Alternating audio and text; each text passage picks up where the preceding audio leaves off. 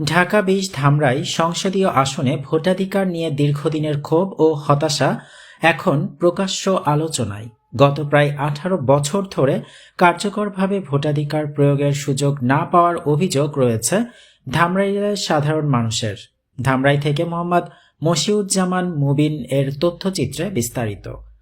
রাজধানীর নিকটবর্তী এই গুরুত্বপূর্ণ আসনে নির্বাচন এলেই ভোটের ফলাফলের আগে নির্ধারিত এমন ধারণা তৈরি হওয়ায় ভোট কেন্দ্রবিমুখ হয়ে পড়েন অনেক ভোটার। স্থানীয়দের অভিযোগ, প্রশাসনিক প্রভাব ও রাজনৈতিক চাপের কারণে সুষ্ঠু নির্বাচনের পরিবেশ দীর্ঘদিন ধরে অনুপস্থিত ছিল। তবে বর্তমান প্রেক্ষাপটে ধামরাই সহ সারা দেশের মানুষের মধ্যে আশার আলো দেখা যাচ্ছে। তারা মনে করছেন আগামী ১২ ফেব্রুয়ারি অনুষ্ঠিতব্য জাতীয় সংসদ নির্বাচনে সুষ্ঠুভাবে নিজেদের ভোটাধিকার প্রয়োগের সুযোগ পাবেন। এদিকে বিভিন্ন রাজনৈতিক সভা সমাবেশে বক্তারা বলছেন, জনগণের আস্থা ফেরাতে হলে অংশগ্রহণমূলক ও গ্রহণযোগ্য নির্বাচন ছাড়া বিকল্প কোনো পথ নেই।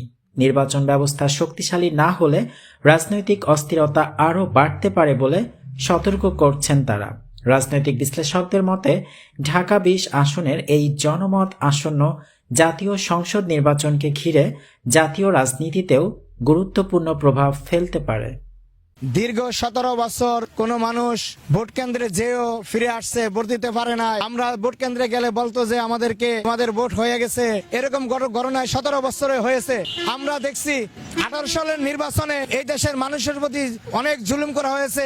যে লোক ৫ বছর আগে মারা গেছে সেই লোকে বলে ভোট দিয়ে গেছে, এ দেশের মানুষের ভোট কেন্দ্রে যাইতে দেয় নাই। বিএনপির কোন লোক কোন কেন্দ্রে থাকতে দেয় নাই। তারা শুধু কেন্দ্র দখল করে এককভাবে নির্বাচন করিয়া এই দেশটাকে চালাইতে চেয়েছিল। এইভাবে ১৭টা বছর এদেশের মানুষকে আয়না করে নিয়ে নির্যাতন করে মারছে। এদেশের মানুষকে অহেতুকভাবে জেল জুলুমে রাখছে।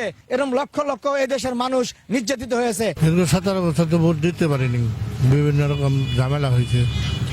এখন আর কোনো ঝামেলা আশা করি মনে করি না হবে। আগামী ১২ ফেব্রুয়ারি যাতে সুষ্ঠু এবং সবাই ভোট দিতে পারি, এটাই কামনা করি। অত্যন্ত খুশি যে ২০২৬ সালের নির্বাচন হইতে যাচ্ছে এবং সুষ্ঠু নিরপেক্ষ নির্বাচন যাতে হয়, আমরা এটাই আশাবাদী। ভোট দিতে পারি না, এটাই অত্যন্ত দুঃখের বিষয়। আমাদের যে ভোটের একটা অধিকার আছে, সেই অধিকারটা আমরা পাই নাই, এটাই আর কি দুঃখের বিষয়। ভোট দিতে গেলে কেন্দ্রে অনেক জায়জামালা হয়েছে, আমরা ওইরকম জায়জামালা যেন না পাই, ওইটা আমরা সরকারের কাছে, বর্তমান সরকারের কাছে আবেদন। আশা করি ইনশাল্লাহ সুষ্ঠু হবে। যে মাঠ ফিল্ড যে মন দেখতেছি ওই অনুযায়ী আর্মি আছে, প্রশাসন আছে মাঠে, তো নিরপেক্ষ হবে ইনশাল্লাহ। নিরপেক্ষ সুষ্ঠু হবে, এটাই আমাদের আশা। বিগত ১৭ বছর তো আমরা ভোট দিতে পারি নাই, অনেক জনগণ ভোট দিতে পারে নাই। এই কারণে এটা নিয়ে আর কি কিছু বলার তো আর নাই। এটা তো সবাই জানে যে গত নির্বাচন এগুলা কিভাবে হয়েছে, কতটুকু হয়েছে, এটা তো সবাই জানেই।